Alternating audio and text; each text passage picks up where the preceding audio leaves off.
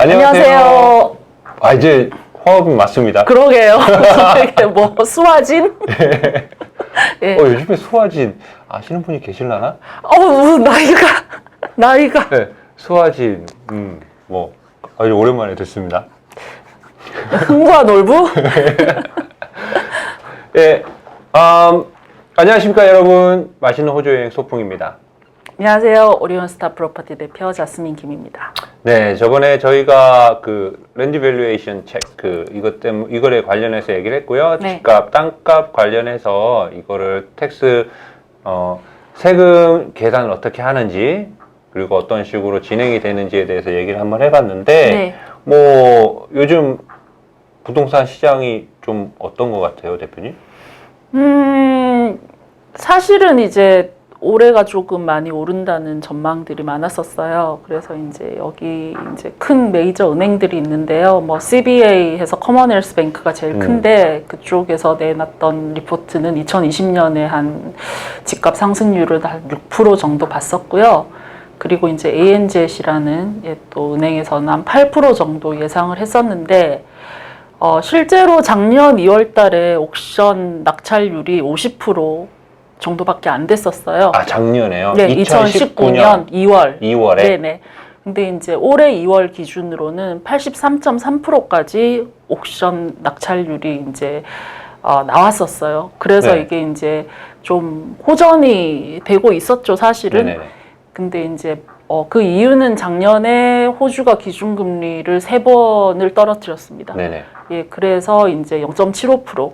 그래서 이제 비교적 시드니나 멜번처럼 대도시들 렌트를 많이 이제 내야 되는, 저번에 저희가 영상에서 찍었잖아요. 주에 뭐 시드니에서는 원베드룸도 500불 정도는 생각을 하셔야 되는데 이제 뭐 그런 렌트를 내는 것보다는 이자율이 이렇게 낮으면 실제로 모기지를 해서 이자 원금을 갚아도 렌트보다 싸게 낼 수 있으면서 내 집을 가질 수 있는 이런 이자율이 되니까 이제 많은 사람들이 이제 집을 사려고 이제 좀 모였고, 그래서 옥션 낙찰률도 작년 1년 전에 비해서 굉장히 한 30% 정도 퍼센테이지가 올라갔었는데, 지금 누구나 다 이제 가장 핫 이슈인 코로나 바이러스, 가 이제 새로운 바이러스가 등장을 하고, 그래서 그게 이제 여러 가지 영향을 미치면서 단기적으로는 어떻게 될지는 조금 추이를 지켜봐야 되지 않을까 싶습니다. 아직까지는 부동산 시장에 그 악영향은 아직 없다는 거.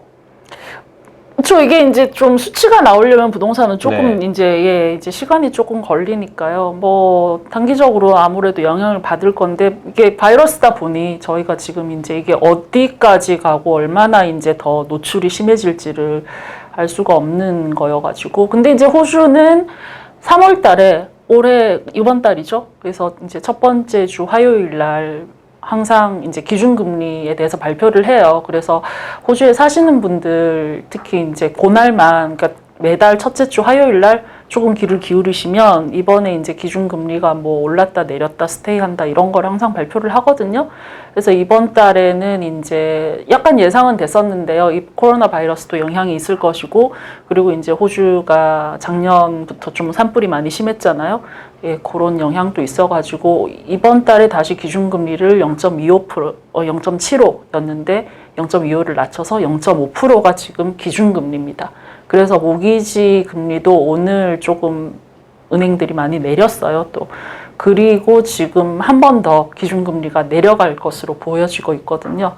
그러면은 아무래도 뭐 코로나 바이러스의 영향도 있겠지만 또 금리가 내려감으로 인해서 부동산을 사고자 하는 수요가 조금 더 생길 수도 있겠다 하는데, 근데 이제 코로나 바이러스 때문에 실제로 지금 이제 잡에서 조금 하시는 일에 인컴적으로 영향을 받으시는 부분이 있으면 그게 아무래도 조금 작용을 할 수도 있을 것 같고, 뭔가 액추얼하게 퍼센테이지가 나오고 숫자가 나오는 거는 조금 더 저희가 이제 지켜봐야 될 것 같고, 저희가 두리뭉실하게 앞으로 뭐 잘 될 것 같아요, 못 될 것 같아요, 저희 회사는 바빠요, 안 바빠요 이런 게 아니라, 그런 아까 말씀드렸던 어떤 뭐 리포트라든지 기관이라든지 그런 데서 이제 다 데이터베이스를 종합해서 분석한 자료가 나오면 몇 % 정도 예상을 한다라는 게 이제 알게 되면 저희가 또 다음에 그런 정보를 입수를 해서 그거에 대해서 또 영상을 한번 올려드리도록 할 거죠. 해야죠. 그러려고 정혜군이? 저희가 하는 네. 거니까. 예. 자, 오늘은 저희가 진짜 부동산 시장에서 가장 기본적인 걸 한번 얘기해 보려고 해요. 네. 그 기본적인 게 뭐냐면 호주 부동산 매매를 할 때 어떤 요소들로 진행이 되는가. 그러니까 이제 만약에 내가 집을 사고 싶어요? 그러면 어떤 식으로 이제 일이 진행이 되는지. 네. 아주 쉽게 말하면 그 얘기죠. 어떤 식으로 일이 진행이 되는지. 그렇죠. 이제 이거를 한번 얘기 한번 해보고 싶어요. 왜냐면 저는 한국에서 집을 사본 적이 없죠. 왜냐면 저도 그 당시에는 이제 대학 졸업하고 이제 초년생이었다가 이제 호주로 넘어왔으니까요.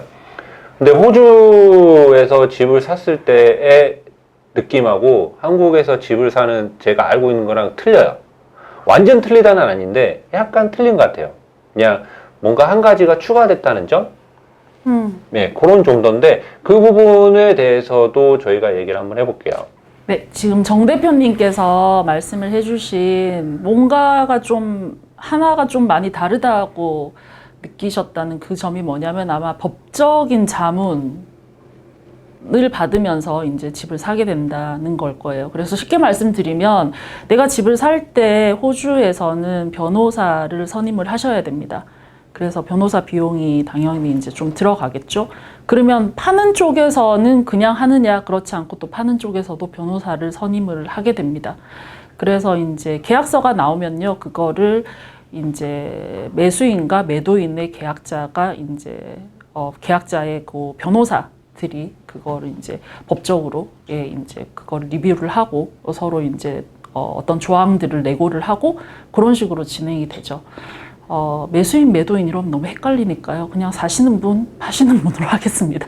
그래서 그게 이제 판다는 그 오너의 개념이 개인적인 오너가 될 수도 있겠죠. 저도 지금 제가 집이 있으니까 제가 이 집을 팔 때 오너는 제가 될 것이고, 아니면 한국에서 이제 분양권을 받으시는 분들이 있으시잖아요. 아파트 이제 개발업자한테 사는 거죠. 여기선 디벨로퍼라고 하는데, 그런 아파트를 사게 되시면 이제 오너가 그 개발업자인 어떤 회사가 되겠죠. 그래서 어쨌거나 이제 파는 쪽, 사는 쪽이 다 변호사를 선임을 해서 이제 법적인 자문을 구하고, 그렇게 해서 이제 계약이 진행이 되기 때문에 한국보다는 좀 더 법적으로 시큐어하게 계약을 하실 수 있다는 게 장점이 되겠지만, 또 하나 단점은 이제 변호사 비용이 든다는 거죠. 예, 그래서 이제 그 비용은 많이 이제 천차만별인데요. 한 호주 달러로 한 1,000불에서 뭐 3,000불 사이로 굉장히 다양합니다. 그래서 어떤 변호사를 선임하느냐에 따라서 다른데, 한국 분들한테 이제 하시게 되면요, 대부분 한 2,000불 안으로, 미니멈 얼마부터, 이렇게 딱 뭐라고 말을 못 하겠어요. 한 1,000불 중반대, 해서 2,000불 정도까지 생각을 하시면 될 것 같아요. 그렇게 이제 진행이 되는데, 왜 그러면 굳이 말씀을 하십니다. 그냥 이거 제가 계약서 해가지고 하면 안 되나요? 라고 많이 말씀들 하시죠. 특히 이제 한국에서는 그런 비용이 들지 않고 이제 계약이 진행이 되니까. 근데 왜 이렇게 이제 변호사를 선임을 해서 계약을 진행을 하게 되시냐면, 한국하고는 달리 이제 호주는 이제 모기지론, 그래서 이제 주택융자의 금액이 큽니다. 그래서 이제 대부분의 분들이 이제 집을 사시면서 은행에서 빌리는 게 50% 이상은 많이 빌리면서 사시고요. 제일 많이 빌리시는 퍼센테이지가 한 70%에서 80% 정도는 주택융자를 받아서 집을 사시고요. 그러면은 파는 쪽도 그 융자가 껴 있는 거예요. 사는 사람만 융자를 받아서 파는 게 아니라 이제 그거를 팔고자 하는, 제가 지금 제 집을 만약에 팔고 싶어요. 그럼 제가 지금 저희 집이 제가 모기지가 없을 수도 있고, 뭐 호플리 다 갚으면 굉장히 좋겠지만, 근데 아직까지 저도 저희 집에 대해서 모기지를 갖고 있는 거니까 저도 융자가 있단 말이죠. 근데 이제 개인만 그런 게 아니라 어떤 업체에서 디벨로퍼한테 살 때도 그 디벨로퍼도 은행의 융자를 받아서 이제 건물을 올리게 되니까요. 그래서 이제 그게 좀 복잡해요. 그래서 이제 그거를 변호사분들이, 파는 쪽, 사는 쪽 변호사분들이 다 이제 그런 금액까지 나중에 정산을 해서 이제 얼마를 이제 내시면 이게 이제 세틀먼트라고 하는데, 등기 이전이 되면서 이제 이게 내 소유의 집이 되는, 그런 게 이제 계산식이 좀 복잡하거든요. 그래서 그런 작업들을 다 변호사님들께서 해주시고, 그래서 변호사 선임이 필요합니다. 물론 법적인 자문을 구하면서 조금 더 이제 안전하게 집을 살 수 있는, 그런 조치가 되기도 하고요.